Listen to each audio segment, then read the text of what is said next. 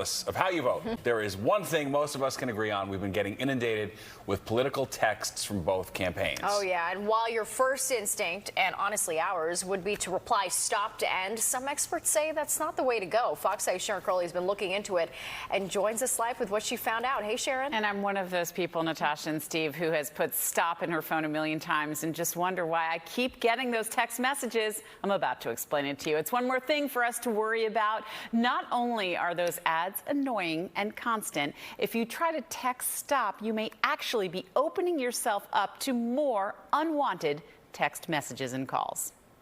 Are you ready for this election to be over? I'd like to vote as soon as possible, and I'd like this sort of to be past us. It's just too much. It's overwhelming. It's easy to understand how voters can feel overwhelmed and more than ready for the election to be over. In these final days of the campaign, as candidates crisscross the country courting undecided voters, maybe you've found you're being flooded with political ads on the air, online, and on your cell phone. All of us are starting to get text messages from all these special interest groups or political groups, and they appear, many of them, to be legitimate and real. Some of them are real, some of them are not real. It's really difficult to tell. The Federal Communications Commission says if you are receiving texts you didn't ask for, report the sender by forwarding the text to 7726 or spam.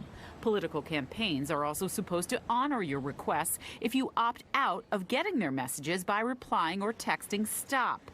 But if you do that, you may inadvertently be allowing even more robocalls to come to your cell phone.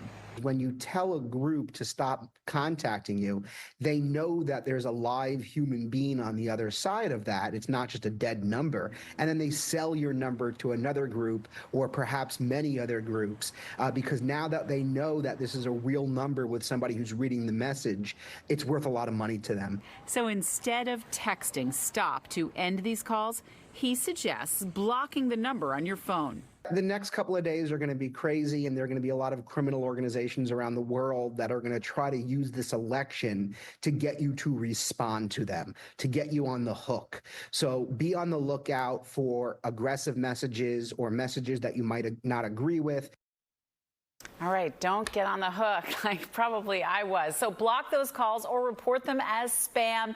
And of course, keep in mind, we are now just a few days away from the election when at least those political campaign texts and calls hopefully will stop, Natasha. Yeah, it just feels like in the last week I've been hit with a barrage of that. It's been nuts. Like I've never witnessed before, honestly. It's been the worst so ever. Bad. All right, Sharon, thank you so much.